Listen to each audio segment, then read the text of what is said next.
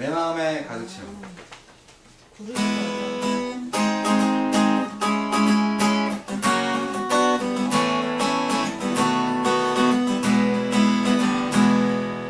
내 마음을 가득 채운 주야만 찬양과 사랑 어떻게 표현할 수 있나.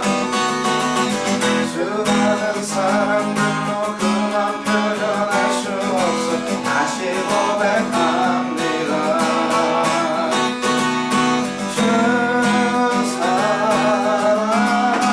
사랑해요. 몸만 다하여 말로 할 수 없어. 주 사랑해요. 찬양 받아주소서. 수많은 멜로디와 찬양들을 들었지만 다시 고백하기 원하네. 주님은 나의 사랑 삶의 중심 되시오니 주를 찬양합니다. 주 사랑해요. 몸만 다하여 말로 할 수 없어. 주 사랑해요. 찬양 받아주소서. 주님 사랑 다시 고백하는 생활 주신 감사해요.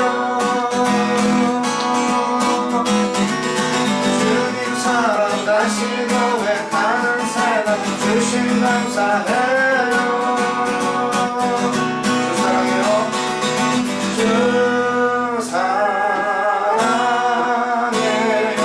몸만 다하여 말로 다 할 수 없어.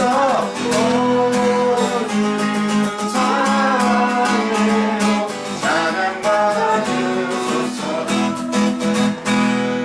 주 사랑해요. 몸만 다하여 말로 다 할 수 없어. 주 사랑해요.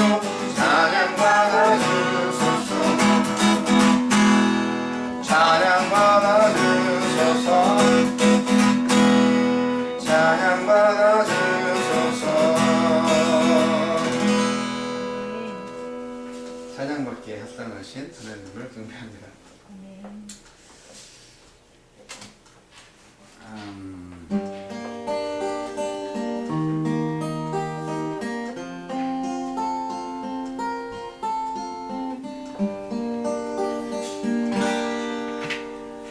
너 하나님께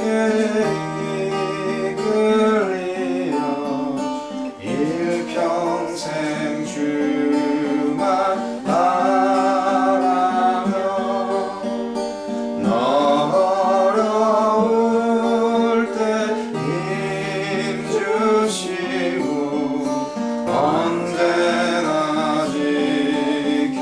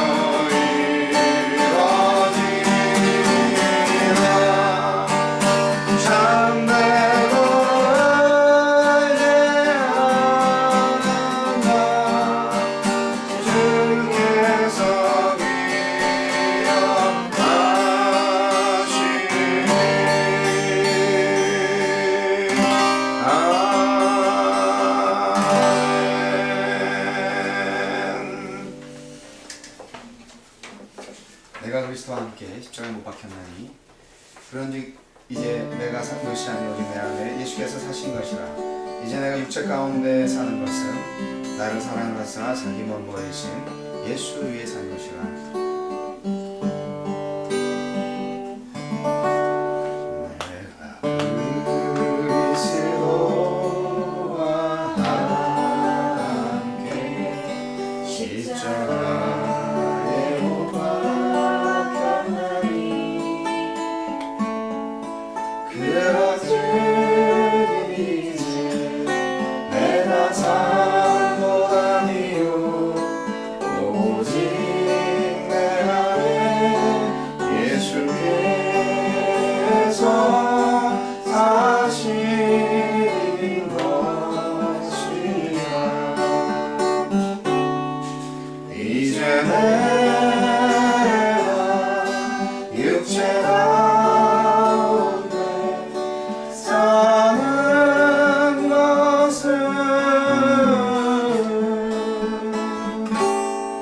나를 사랑하사 자기 몸 버리신 예수 위에 산 것이라.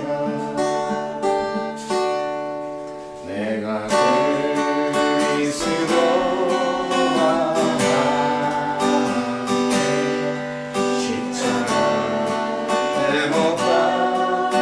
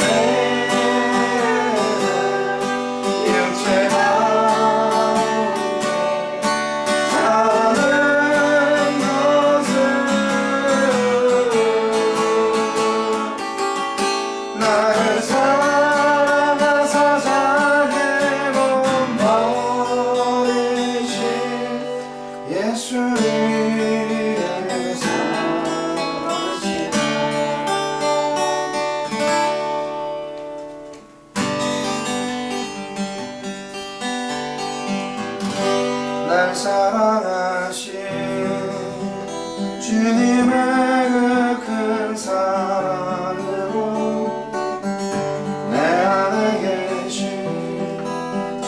예수님의 그 사랑으로 당신을 사랑합니다.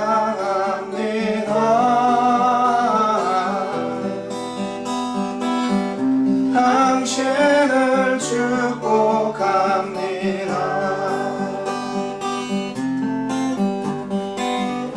나의 힘으로 당신을 사랑할 수 없네. 나의 가진 모든 것으로 당신을 축복할 수 없지만 주님이 주신 그보다 놀라우신 그 사랑으로 당신을 사랑합니다.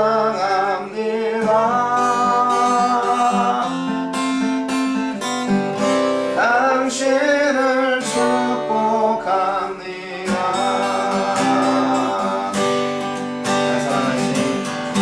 날 사랑하신 주님의 그 큰 사랑으로 내 안에 계신 예수님의 그 사랑으로 당신을 사랑합니다.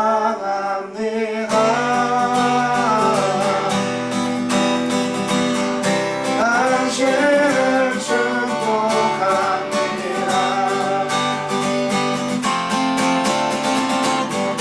나의 힘으로 당신을 사랑할 수 없네.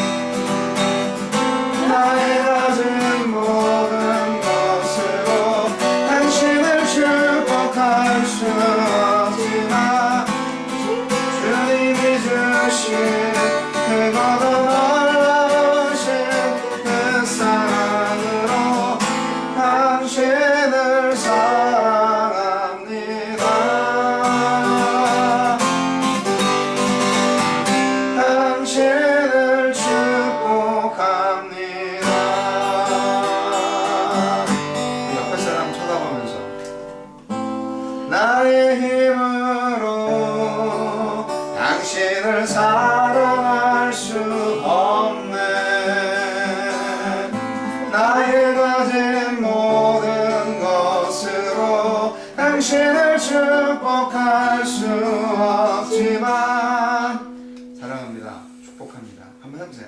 사랑합니다. 옆 사람한테. 사랑합니다. 주님이 주신 그거도 놀라우신 그 사랑으로 당신을 사랑합니다.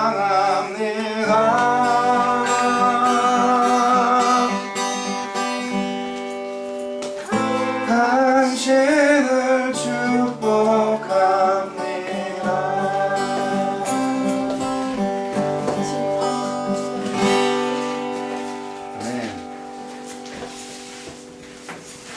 주일교사 여러분의 주님을 환영합니다. 이 시간 함께 신앙 고백하시겠습니다.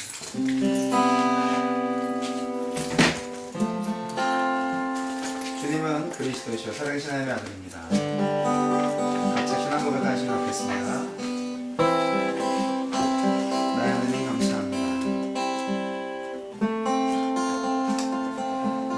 내가 지극히 이 땅에서 경외할 만한 위대하신 하나님을 찬양합니다. 우리의 생사를 주관하여 주시고 이 시간에 우리의 모든 마음을 붙잡아 주시는 천지주제이신 그 나의 아버지이신 하나님, 영광과 존귀를 받아 주시옵소서.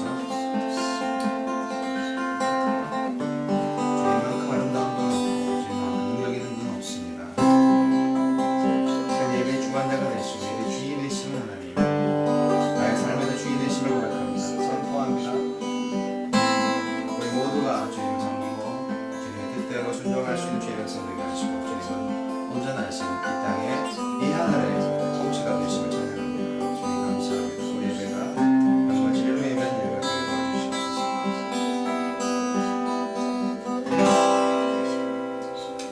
고마우신 하나님 아버지, 은혜를 감사합니다. 저희들의 마음을 주님 받아주시고 마음속에 여러 가지 힘들고 어려운 점이 있을 때마다 주님, 내가 너를 사랑한다, 너는 내 아들이다 말씀하실 때 주의 자녀로 주의 종이 주의 말씀을 듣게 하여 주시옵소서. 찬양 중에 거하시는 주님을 바라보며 주님의 아름다우심과 주님의 놀라우심과 주님의 강력하심을, 주님의 사랑하심을 인하여 찬양과 경배를 올려드립니다. 아멘. 우리의 예배를 받아주시옵소서. 예수님 이름으로 기도합니다. 아멘. 아멘. 반갑습니다. 네, 반갑습니다. 저만 반갑고 여러분 안 반가우신가요? 반가워요. 네, 반갑습니다. 라스베가스 갔다 온 사람이 2사람이나 있고요. 그리고 이제 집에 콕 박혀서 아무데도 가지 못하고 그렇게 일주일 보낸 분도 있고, 생각은 이제 우주 끝까지 날아가는데 몸은 아틀란타를 벗어나지 못한 사람들도 있고 그렇습니다.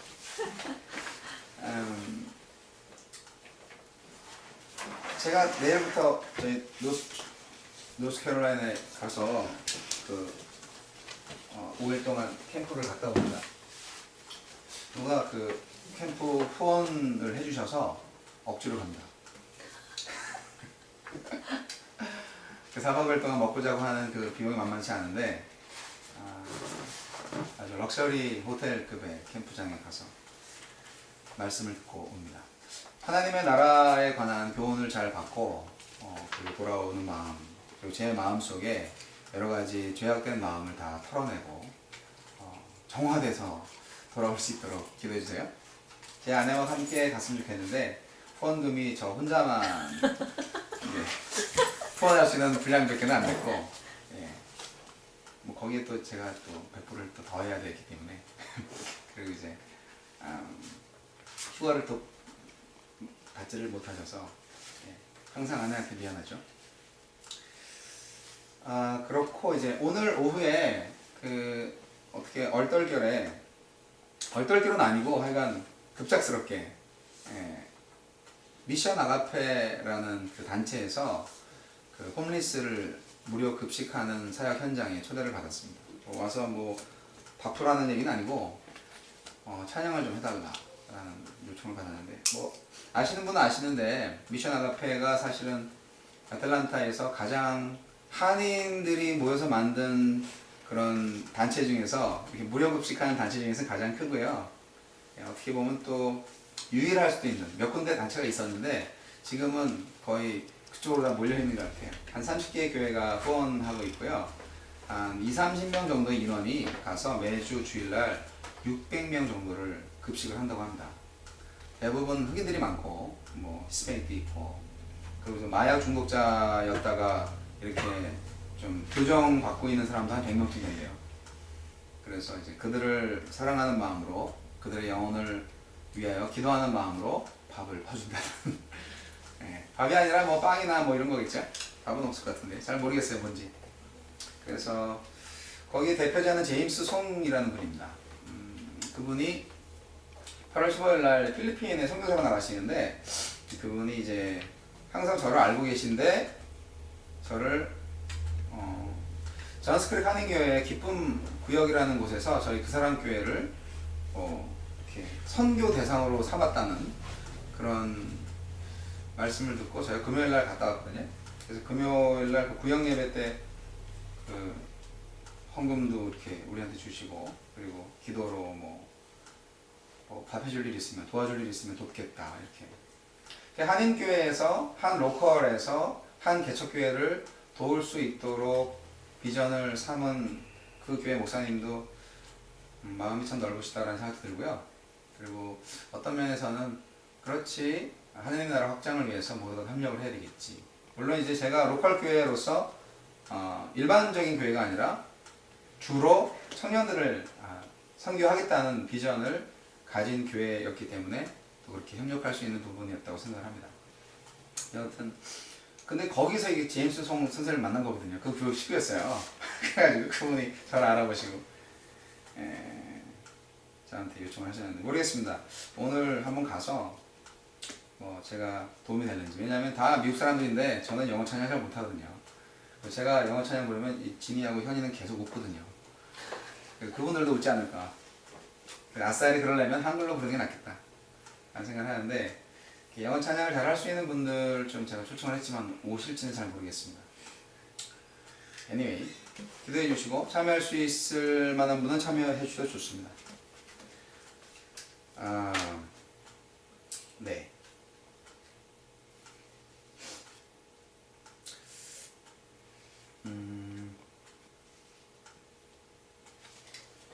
각자 드린 헌금을 봉헌하는 시간 갖겠습니다.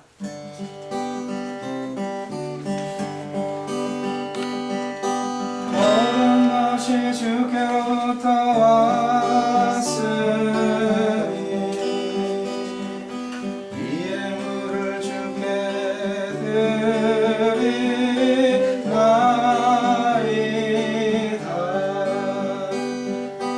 아멘. 우리의 예물이 진정 하나님 나라에 온전히 사용될 수 있도록 주님 받아주시고 예물에 담겨있는 나의 믿음의 제사를 주님 받으셔서 복에 복이 넘치게 하여 주옵소서. 예수님 이름으로 기도합니다. 아멘. 이 시간 오늘의 성경 고린도후서 5장 14절 15절 그리고 요한복음 1장 14절 말씀입니다.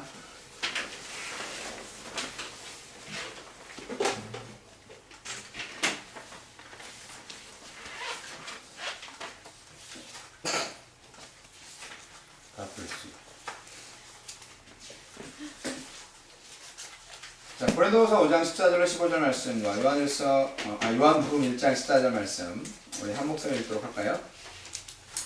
주보 뒤에 있는 세번역 성경입니다. 시작.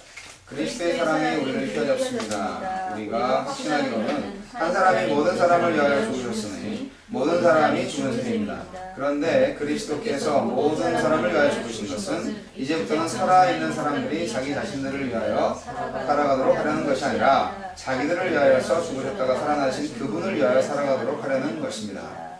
그 말씀은 육신이 되어 우리 가운데 사셨다. 우리는 그의 영광을 보았다. 그것은 아버지께서 주신 외아들의 영광이었다. 그는 은혜와 진리가 충만하였다. 아멘. 네, 오늘 설교 말씀은 사실은 주보 앞면에 인쇄가 되어 있는 교회에서 가르치는 거짓말이라는 책을 거의 90% 인용해서 발췌한 내용입니다. 이 책은 작년에 한국에서 번역 출판되어 상당히 그 문제가 되었던 책 중에 하나입니다. 우연찮게도 제목만 보고 그냥 덥석 에베네zer 서점에서 집어서 한 주간 읽었는데 너무 전에 읽었던 책이랑 좀 비슷한 내용들이 있어갖고 저자를 보니까 전에 읽었던 책이 저자인 거예요. 예, 그 전에 읽었던 책은 바로 은혜가 다스리는 삶이라는 그런 책이었는데 은혜가 너무 요즘 많잖아요. 그 은혜라는 이름도 많고 그리고 뭐 어디나 다 은혜가 넘치잖아요. 교회마다 은혜롭게 하셔요. 은혜롭게 다 다녀왔습니다. 뭐 은혜롭게 치러왔습니다. 은혜가 넘치는 세상이에요. 무슨 의미신지 아시겠죠? 그런데 정말 은혜는 없고 진짜 은혜를 어떻게 우리가 발견할 수 있을까를 많이 고민했던 것 같아요. 이 책의 저자가. 그래서 교회에서 날마다, 특히 미국 교회에서는 날마다 주일마다 이런 식으로 설교를 한다는 거죠. 칼럼란에 되어 있는 43가지의 그 조금 부족한 말들. 이게 제가 볼 때는 거짓말까지는 아닌데 미국 사람들의 입장에서 볼 때는 이게 이제 좀 강력하게, 그러니까 완전히 신앙생활에 너무 그 매너리즘에 빠져 있어서 습관적으로 신앙생활을 하는 사람들한테 주는 그런 어떤 좀 자극적인 말을 만들다 보니까 이렇게 교회에서 매주 가르치는 거짓말이라는 책 제목을 붙였던 것 같아요. 근데 이게 이제 우리 한국 사람들한테는 좀 약간 좀 거리낌이 있는 그런 제목이기도 합니다. 저도 약간 그렇고요. 왜냐면 되게 다 맞는 말인데 이게 다 거짓말이라니까 그게 좀 의아하다는 생각이 들어서 상당히 호기심이 있어서 이 책을 푸르륵 봤습니다. 제가 책에 별로 밑줄을 안 긋는데요. 이 책은 밑줄을 많이 긋어요. 빨간색으로. 근데 여러분 간단하게 보면 칼럼 쪽을 봐보세요. 거기에 이제 43가지 정도의 그 내용을 썼는데요. 오타도 있기 때문에 여러분 점검을 하셔야 됩니다. 거기 보시면 거짓말 1부터 해서 우리의 삶을 그리스도에게 드리면 구원받는다. 맞는 말 같죠? 그런데 정확한 답은 구원은 예수님을 믿음으로 하나님의 은혜로 받는 것이지 또 믿음 또한 하나님의 선물이라는 것이지 헌신이나 이런 걸로 구원받는 게 아니다라는 얘기입니다. 행위로 구원받는 게 아니라는 얘기입니다. 그러니까 더 정확한 말이 필요하다는 거예요. 거짓말 2. 그리스도인은 은혜로 구원받은 죄인일 뿐이다. 그리스도인은 은혜로 구원받은 새로운 피조물이며 의인이라고 하는 것이 사실은 맞습니다. 하나님은 이렇게 인정을 했기 때문에 어떤 관점에서 보느냐에 따라 다른 거죠. 세 번째, 그리스도인이 되었을 때 하나님이 나의 삶을 변화시키셨다. 그리스도인이 되었다면 나의 삶을 변화시키셨다는 표현보다는 이미 하나님이 하나님의 것으로 완전히 교체하셨다는 표현이 더 맞습니다. 그런 식으로 생각을 하시면 되겠어요. 넘버 4. 그리스도인이 된다는 것은 죄를 용서받는다는 뜻이다. 이 명제가 이제 오늘 말씀 안에 제가 다루고자 했던 말씀입니다. 이 43가지 중에서 제가 오늘 다루고자 했던 것은 4가지 정도입니다. 이것이 핵심적일 수도 있지만 그러나 전부는 아니기 때문에 아무쪼록 그 책을 보든가 아니면 그냥 상상으로 생각하시든가 아니면 오늘 말씀 가운데에서 제가 주보의 지면이 너무 짧아서 성경 말씀은 제가 읽어드릴 텐데 혹시 집에 가셔서 여기 나와 있는 성경 말씀들 한 번씩 보시면 훨씬 더 큰 도움이 될 겁니다. 성경 말씀을 집에 가서 찾아보는 사람이 그렇게 많지는 않겠지만 자, 그리스도인이 된다는 것은 죄를 용서받는다는 뜻이다 라는 것으로는 불충분하다는 거예요. 그게 이 스티브 맥베이 목사님의 그 터닝 포인트의 그 어떤 그 명제였습니다. 이것은 반쪽짜리 복음이었다는 거예요. 그럼 뭐가 더 필요하냐? 예수님의 부활, 예수님의 생명, 구원은 예수님의 생명을 얻는 것이다. 단지 죄를 용서받는 차원에서 끝나는 것이 아니라 예수님의 생명을 얻고 더 풍성하게 생활하는 것이 바로 구원이다. 그것이 완벽한 구원이다 라는 것입니다. 그래서 맞는 말 같지만 부족한 말이기 때문에 거짓말이라고 하는 거죠. 만약에 죄를 용서받는 것만으로 생각을 한다면 우리는 예수 믿고 천당만 가면 되는 거죠. 하지만 예수의 생명을 얻고 우리가 하나님의 통치 안에서 의롭고 사랑하며 액티브하게 살아갈 수 있다면 그것이 천국이 아니겠냐는 거죠. 진정한 천국, 진정한 구원이 아니겠냐는 거죠. 그래서 복음이라는 것입니다. 그러한 죄를 용서받았다는 것 자체만으로는 너무 소극적인 신앙이 될 수가 있고, 매일 죄를 용서받아서 감사하고 그래도 죄인으로 사니까 항상 겸손이 지나쳐서 항상 자학 증상에 시달려서 우울증에 빠져있는 성도들이 많거든요. 교회 오면 맨날 죄야 이렇게만 하고 그런 게 아니라 정말 예수의 생명을 갖고 있었다면 예수와 하나가 되고 예수의 마음을 갖고 예수의 눈과 예수의 손과 발로 세상을 향해서 하나님의 말씀을 선포하고 하나님의 말씀대로 하나님을 예배하며 살아갈 수 있는 그런 정말 액티브한 성도, 그런 구원의 모습을 우리는 기대할 수 있는 것입니다. 그것을 우리가 갖지 못한다면 뭔가 좀 잘못됐고 뭔가 좀 누구한테 속고 있는 것 같다는 거예요. 그래서 교회에서 강단에서 선포되는 말씀들 중에서 잘 보면 자꾸 인간한테 뭐 해야 된다, 신앙생활 잘해야 된다, 그래야 복받지, 뭐 이런 식으로 얘기를 하는데, 그런 모든 것들이 다 율법주의적인 관점에서 나온 교리적 설교라는 것입니다. 그것이 이제 이 스티브 맥베인 목사의 관점입니다. 그래서 이분은 아주 Grace Work Ministry라는 단체를 세워가지고 은혜 운동을 하고 있어요. 율법주의 타파, 오직 은혜, 뭐 이렇게. 예. 그게 사실 마틴 루터가 말했던 건데, 이 서양의 많은 사람들이 당연히 로마서 읽고 그러면 은혜지, 복음은 은혜지, 구원은 은혜지, 그러면서도 신앙생활을 더 열심히 하고 신앙 성숙을 위해서는 그래도 우리의 노력이 좀 필요하지 라고 생각을 하게 만든다는 거예요. 그것이 과연 진짜일까 하는 것을 하나하나 낱낱이 한번 이제 잘 꼬집어 보는 거죠. 약간 좀 억지러운 부분도 있어요. 약간 예를 들어서 10번 같은 경우에 우리는 하나님께 죄를 용서해달라고 계속 구해야 된다. 당연히 구해야 되는데 그럼 구하지 말라는 얘기인가? 이거를 잘못 해석하면 구원파가 될 수 있거든요. 모든 죄를 사하셨다, 그러니까 더 이상 죄를 용서해달라고 구할 필요가 없다 라고 말하는 것은 이 구원파랑 좀 비슷한 느낌이 있어서 좀 위험해요. 그런데 책을 잘 보시면 알겠지만, 용서받기 위해서 우리의 죄를 고백하는 것이라기보다는 용서받았기 때문에 우리는 죄를 고백하는 것이다 라는 말을 합니다. 그 개념은 우리가 죄를 고백하고 용서받았다는 것에 대한 또 하나의 감사의 표현입니다. 그리고 내 죄를 숨기지 아니하리라는 그러한 하나님과의 완전히 밀착된 관계를 표현하는 것입니다. 당연히 그리스도와 내가 하나라면, 한 마음이라면 그게 속여지지도 않고 그게 감춰지지도 않아요. 그게 이미 드러나 있는 거예요. 그런 의미에서 죄를 계속 용서해달라고 계속 구해야 할 필요가 없다는 그러한 강력한 거짓말을 폭로하는 것입니다. 그러니까 우리가 맨날 죄를 숨기고 있다가 고백을 해야 돼, 그러면서 마치 카톨릭에서 고해성사하는 것처럼 그렇게 꼭 고백을 해야 이게 제가 용서가 되는 것처럼 그렇게 하는 것이 오히려 우리들을 자꾸 율법주의로 몰아가는 것이 되지 않나 하는 것이 스티브 목사님의 입장인데요. 받아들일 수도 있고 아니면 내 스타일대로 신앙생활을 할 수도 있고 그렇습니다만, 최소한 예수 그리스도를 구주로 영접하지 않은 죄를 고백하는 것은 어쨌든 내 인생에 있어서 단 한 번으로 족하기 때문에 그것을 다시 고백하는 것은 옳지 않습니다. 그리고 문제가 되는 것은 자범죄이지만, 그러나 그것 역시 이미 하나님과 내가 그리스도의 영으로 하나가 된 상태에서는 죄를 용서받았기 때문에 또한 나의 자범죄를 고백하는 것 뿐인 것입니다. 이미 예수 그리스도 모든 성경 말씀 안에서 예수 그리스도가 과거, 현재, 미래의 죄를 다 십자가에다 못 박고 대신하셨습니다.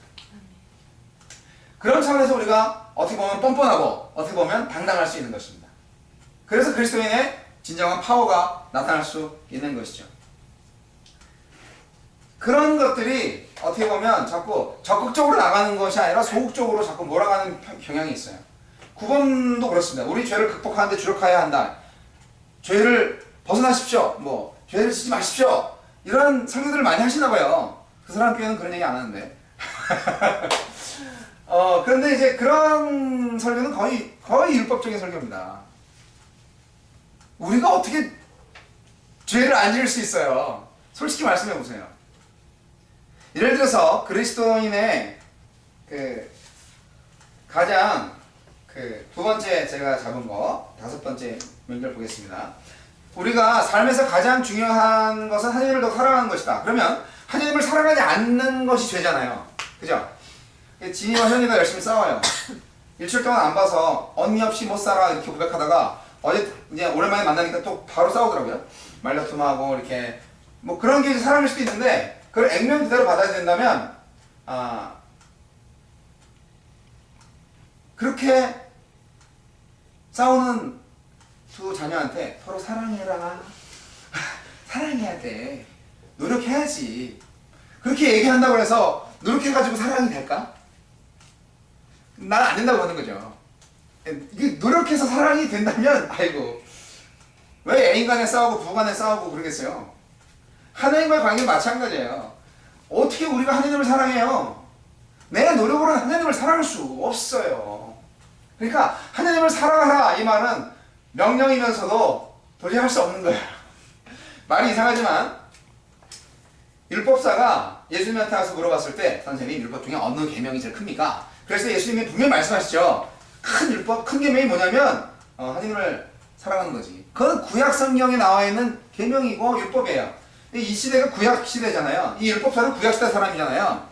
예수님이 유언을 남기시고 십자가 달려 죽으신 이후에는 새로운 예수님의 계명이 적용됩니다. 그래서 구약과 신약이 좀 다른 건데요. 우리는 율법이 요구한 대로 하나님을 사랑할 수 없습니다. 사랑하라 사랑하라 사랑하라 강조하면 오히려 하나님을 더 사랑할 수 없음을 뼈저리게 느낍니다. 이것이 율법의 한계입니다. 내가 하나님을 위해서 십자가를 죽을 수 있어요? 전 힘들 것 같아요. 그런 것처럼. 근데 무슨 말이냐면 율법은 마땅히 우리가 해야 될 바를 말해주고 죄를 깨닫게 해주고 바른 길을 가르쳐주긴 하지만 바른 길로 갈 수 있도록 능력을 주시지는 않는다는 것입니다. 이것을 우리는 반드시 알아야 됩니다. 그래서 우리는 은혜로 살아야 된다는 말씀을 드리고 싶은 것입니다. 우리에게 이를 실천할 능력을 주시는 것은 결국 하나님이십니다.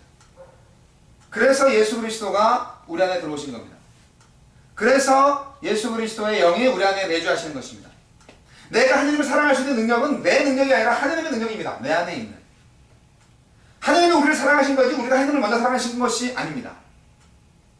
말이 좀 빠르지만 알아들으셨죠? 그래서 하나님을 사랑하고자 하신다면 우리의 초점은 어디에 맞춰져야 되냐면 내가 어떻게 하면 하나님을 사랑할 수 있을까? 이것도 끊고 저것도 끊고 난 정말 하나님을 사랑하기 위해서 모든 걸 다 버려야 돼. 이런 생각으로 자기를 자꾸 죄악으로 죄책감으로 몰아가지 말고 하나님은 우리를 얼마나 사랑했는지 하나님은 우리를 사랑해서 얼마나 많은 은혜를 베푸셨는지를 기억하고 그러한 하나님의 행적, 하나님의 여러 가지 말씀 이런 것들을 보면, 느끼면, 체험하면 내 안에 하나님의 사랑이 자라납니다. 그리고 율법의 명령이나 그런 지적 없어도 하나님을 향한 사랑이 저절로 생긴다는 것입니다. 그것이 은혜이고 당연히 그것이 내 안에 있는 그리스도의 영이 아주 활발하게 워킹할 수 있도록 내가 순종하는 그런 믿음의 결과인 것입니다. 하나님의 위대한 사랑을 더 깊이 이해하면 이해할수록 하나님을 알면 알수록 사랑할 수밖에 없는 거죠. 하나님이 나를 이렇게 사랑했는데 우리가 하나님을 제대로 믿지 않고 우리가 하나님을 제대로 사랑하지 못하는 이유는 하나님을 모르기 때문이에요. 나한테 뭘 해줬는지 몰라. 하나님을 더 알아가는 것이 하나님을 사랑하는 방법입니다. 하나님을 사랑하라! 라는 그러한 명령에 인상 찌푸리면서 네 속으로는 과연 될까? 그렇게 하는 것이 신앙생활이 아니고 모든 사랑이 그런 것 같습니다. 하나님께서 우리에게 사랑을 주셨는데 정말 내 힘으로는 아무도 사랑할 수 없는 것 같습니다.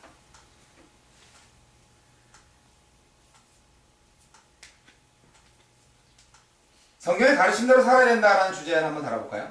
성경의 가르침대로 살아야 된다. 당연히 맞죠. 성경의 가르침대로 안 살면 무슨 가르침에 따라 살아야 돼요? 디모데후서 3장 16절 17절에 나와 있잖아요. 오직 성경은 하나님의 감동으로 된 것으로 그게 나오는 게 있잖아요. 근데 이것을 우리가 뛰어넘어야 하는 이유는 뭐냐면, 성경 말씀이 곧 예수님이다, 예수님은 곧 성경 말씀이다, 이렇게 완전히 이퀄로 생각을 하시면 말씀이 곧 예수님이다, 그렇게 말은 맞는데, 그러나 여기 66권 성경 말씀보다 예수님이 같거나 작겠습니까? 당연히 말씀보다 훨씬 크신 분이죠. 그 하나님이 우리에게 필요한 말씀을 담은 책이 성경책인데, 그 성경의 가르침에 따라 한다고 해서 우리가 100% 하나님의 뜻대로 살아가는 것일까요? 하나님은 성경 말씀을 특별히 계시로 주셨지만 모든 세상 만물을 창조하신 분입니다. 왜 자연계시를 무시할 수 있다고 생각하십니까? 그럴 수는 없습니다. 자연계시 자체가 엄청난 계시입니다. 근데 그걸 못 알아먹으니까 특별계시를 주신 거죠. 자, 자연계시나 일반 계시나 어떻게 보면 마찬가지라고 볼 수 있는데, 중요한 것은 의로 교육하기 유익하다는 성경은 결국 그리스도 안에서 우리에게 주어지는 선물이기 때문에, 의가 나한테서 나온 것이 아니라 그리스도에게로부터 나온 것이기 때문에 결국 예수 그리스도의 뜻대로 살아야 한다는 것이지, 성경책에 나와 있는 여러 가지 지침들에 의해서 살아야 된다는 것은 아니라는 것입니다. 그러니까 말을 장난할 수도 있는데, 성경 말씀을 잘 알고 성경 말씀대로 살면 구원을 얻는다 라는 생각을 가진 사람들이 우리 기독교인만이 아니고요, 옛날에 예수님한테 욕먹었던 바리새인들도 그런 생각을 했다는 거예요. 바리새인들이 얼마나 성경을 잘 알았겠어요. 성경적이었고 성경 박사였고 성경을 따르는 데는 1등 아니면 서러울 정도로 대단히 성실한 사람이었습니다. 1세기 바리새인들이 그토록 성경에 능통했음에도 불구하고 그들은 예수님을 받아들이지 않았습니다. 성경을 지켰는데 예수님을 받아들이지 않았어요. 국가의 지도자들이었습니다. 헌신적이었던 사람들, 자기 수양적인 종교 수양자들이었는데 온 마음을 다해서 성경의 가르친 대로 살려고 노력했던 사람들인데 예수님은 그들을 받아들이지 않았습니다. 안타깝게 생각을 했고, 그러니까 뭐냐면요, 다 성경 놓고 설교하고 다 성경 공부합니다. 그런데 그러한 성경 안에서 예수 그리스도를 쏙 빼고 생활 윤리와 그 밖에 여러 가지 축복과 저주에 대한 교훈을 말한다면 너무 부족한 것입니다. 예수 그리스도가 있을 때 그 모든 주변 것들이 가치가 있는 것입니다. 예수의 복음이 빠져 있으면서 성경에 가르친 대로 살아라, 맨날 산상수훈만 들이대고 그렇게 한다면 그 말씀이 옳은 말이지만, 그러나 예수의 복음이 빠져 있으면 오히려 마귀적인 것이 될 수 있습니다. 예를 들어 그런 거죠. 성경 말씀에 당연히 구제하라 말씀이 있잖아요. 근데 우리가 예수의 복음의 어떤 마음을 가지고 구제하는 것이 아니라 그냥 선한 마음으로 구제를 한다면, 하나님의 영광이 드러나지 않는다면 그것은 예수 믿지 않는 일반 사람들이 착한 일을 하는 것과 다름이 없고요, 그것이 설령 교회의 이름으로 한다 할지라도 하나님의 영광을 받으시지 않기 때문에 다 헛것입니다. 예수님이 재림하시기 전까지 가난한 자들은 항상 있을 것입니다. 하나님께서 우리 모든 인류를 구원하시길 원하시지만, 그러나 산술적으로 다 구원하시지는 않습니다. 하나님께서 택하신 자들을 완벽하게 구원하시지만 우리 인간적인 눈으로 볼 때는 하나님의 뜻이기 때문에 컴플레인 할 수가 없습니다. 중요한 것은 하나님이지 사람이 아닌 거예요. 모든 율법주의자들은 하나님의 이름으로 사람한테 집중합니다. 그러나 은혜주의자들은 오직 하나님한테만 집중합니다. 그것에 대한 관점의 차이와 그것에 대한 마음의 중심을 한번 잘 생각해 보시기 바랍니다. 우리 헌신자 스쿨에 가면은요, 이런 그 일반적인 교훈을 많이 얘기하는데, 가만히 있어서 녹수는 것보다 불타서 소진되는 편이 낫다. 뭐 이런 교훈적인 말이 있는데, 아주 도전이 되는 말이잖아요. 근데 이 말도 좀 문제가 있다라고 얘기하는 건데, 뭐냐면, 하나님은 우리가 계속 불타오르기를 원하신다는 거예요. 어떻게? 성령으로. 그러니까 우리가 하나님의 이름으로 하나님의 영광을 드러내며 하나님의 마음으로 이 모든 일들을 할 때에는 우리가 소진하지 않는다는 거예요. 누가 가만히 있어서 녹쓰는 선택과 아니면 불타서 없어져 버리는 그런 선택, 두 가지만 선택을 줬냐 이거예요. 그거는 세상 사람들의 어떤 이분법적인 사고라는 거죠. 그건 자기 능력대로 하기 때문에 그렇게 된다는 거예요. 여기에 세속화가 들어와 있는 건데, 하느님은 그렇게 하지 않는다는 거예요. 하느님은 계속적으로 불타오르기를 바란다는 것입니다. 하나님의 능력으로는 가능하다는 얘기입니다. 이미 우리는 하나님으로부터 사랑을 받고 인정받았기 때문에 그분을 위해서 봉사합니다. 사실 그분을 위해서 봉사한다는 것도 웃기는 일입니다. 하나님은 우리의 도움을 필요로 하지 않으십니다. 하나님은 우리를 사랑하실 뿐이에요. 우리의 은혜를 주실 뿐이에요. 이 일도 하나님이 다 하십니다. 구원도 다 하나님이 하시는 거예요. 나는 하나님 안에 들어가 있는 것 뿐입니다. 그리고 하나님이 하시는 일을 인하여서 감사와 찬양과 경배를 올려드리는 것 뿐입니다.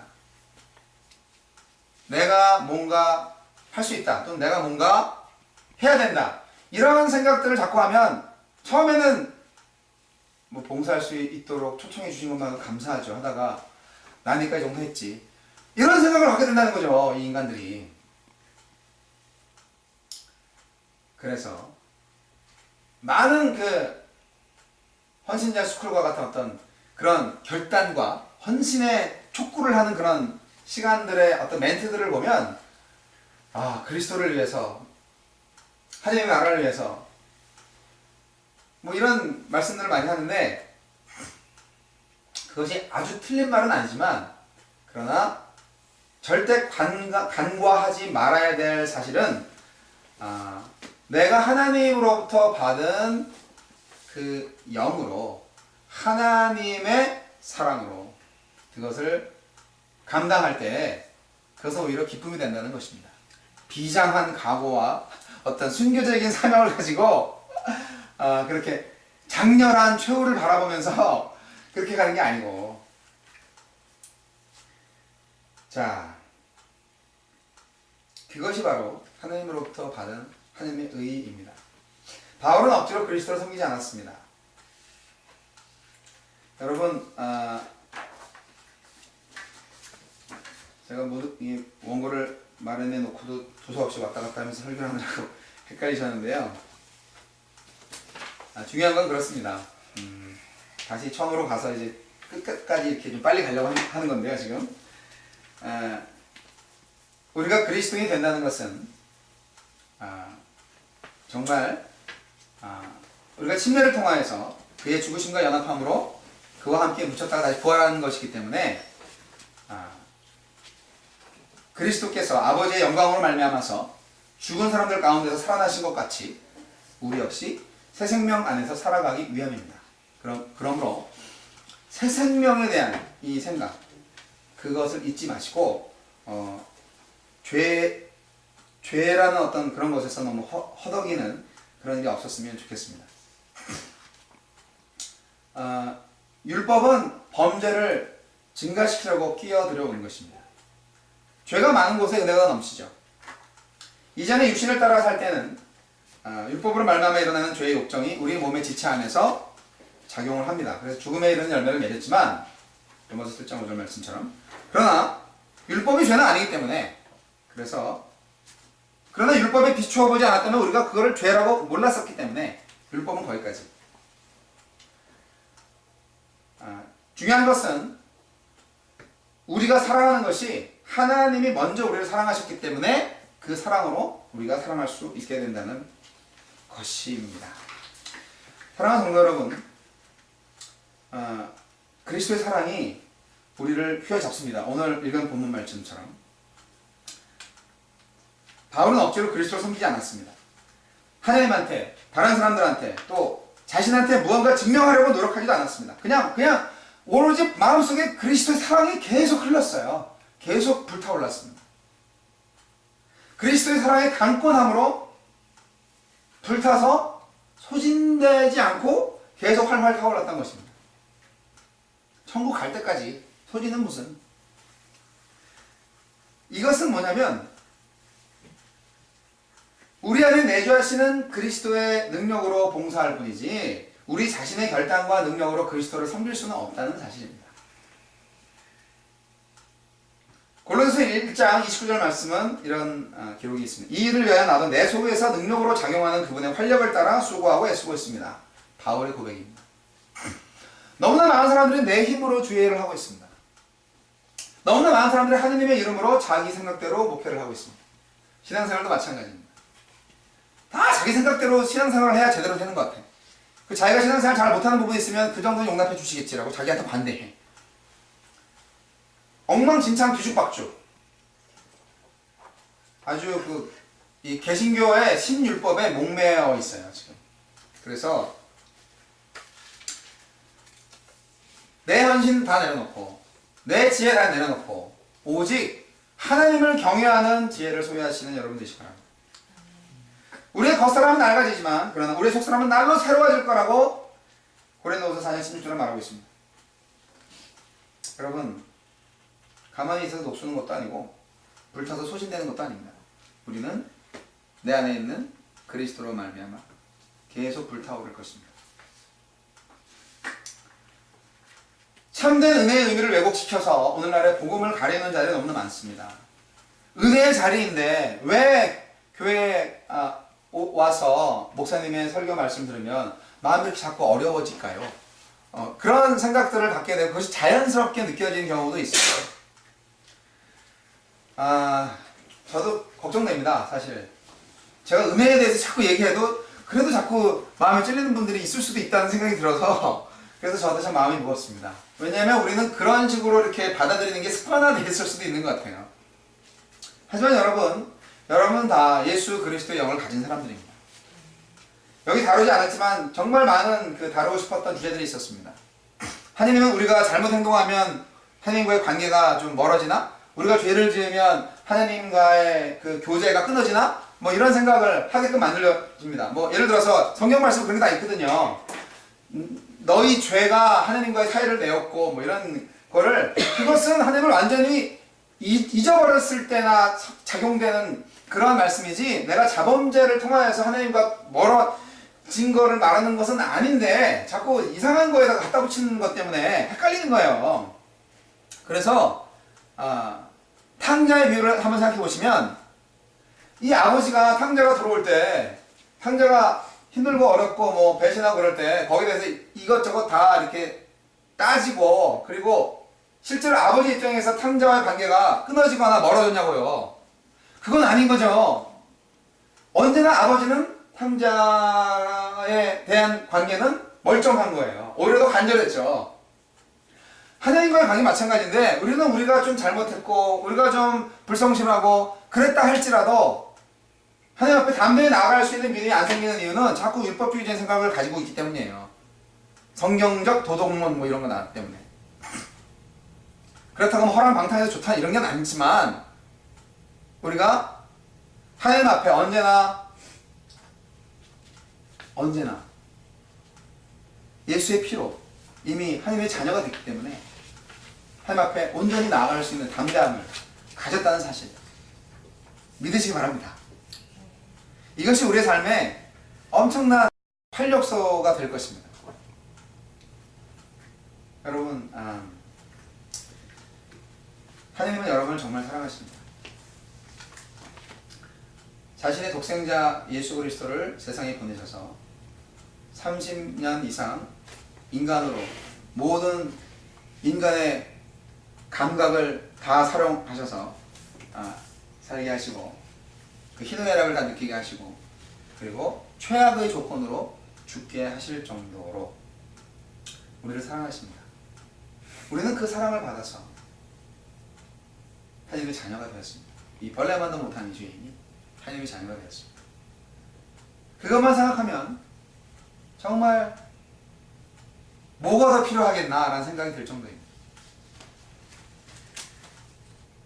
요한 복음 1장 14절 읽은 것처럼 그 말씀이 바로 하느님 예수 그리스도가 육신이 되어서 우리 가운데 사셨고 우리는 그 영광을 보았는데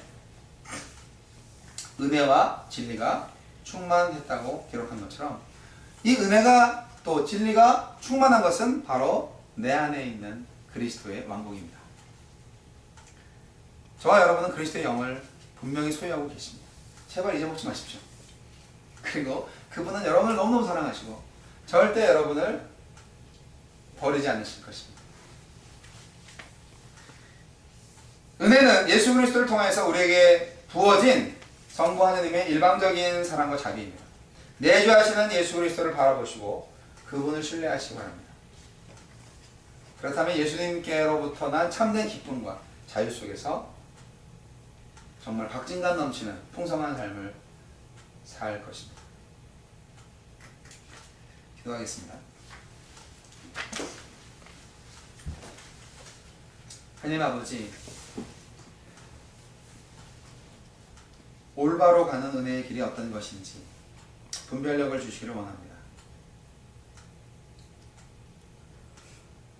법에도 상위법이 있고 하위법이 있는데 우리의 생각이 짧아서 귀가 얇아서 오직 복음의 말씀에 귀 기울이지 아니하고 하나님의 은혜를 누리면서도 그 은혜가 은혜인지 알지 못하는 어리석은 죄를 저지르고 있는지도 모르겠습니다. 오 주님, 주님이 온 것은 주님 선한 목자로서 오신 것은 양으로 생명을 얻게 하고 더 풍성히 얻게 하려 하심을 다시금 깨닫고 있습니다. 오 주님, 진정 사방팔방에서 우리를 괴롭히는 여러가지 인간 중심적인 도덕적인 윤리적인 그러한 성경적이라고 말하는 그러한 교훈들에 귀 기울이지 않고 오직 사랑으로 나타난 하느님의 은혜에 우리의 몸과 마음을 집중하고 그 은혜 안에 거하며 은혜가 다스리는 그러한 하느님의 사람들의 삶이 되게 하여 주시옵소서. 내 안에서 계신 예수 그리스도의 은혜가 언제나 충만히 넘쳐나기를 간절히 소원합니다. 예수님 이름으로 기도합니다.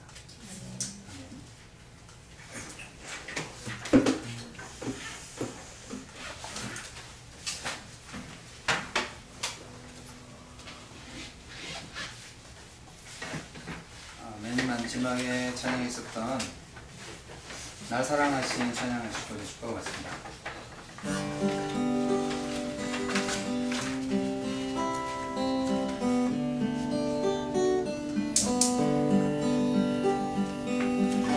날 사랑하신 주님의 그 큰 사랑으로 내 안에 계신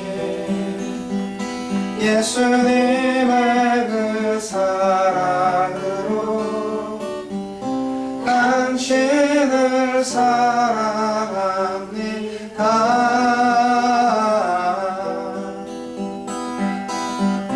당신을 축복합니다.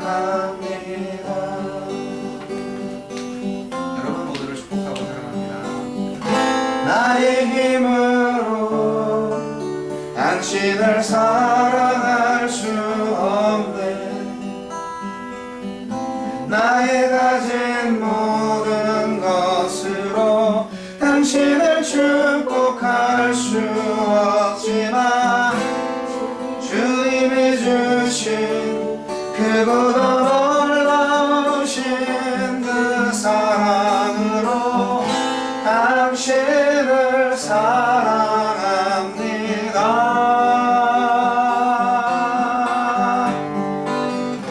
당신을 축복합니다.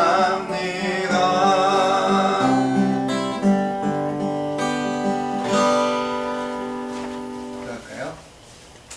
지금은 우리 주 예수 그리스도의 은혜와 하느님 아버지의 극진하신 사랑과 성령님의 강화 감동 교통 역사하심이 진정 참된 복음 앞에서 참된 은혜 가운데 온전히 하느님을 경외하며 주님께 예배하며 당당하게 주님의 자녀로 살아갈 수 있도록 모든 삶을 주님께 드리기를 원하는 그 사람께 성도들 머리 위에 이제 영원까지 함께 하시기를 우리 구주 예수 그리스도 이름으로 간절히 축원하옵나이다.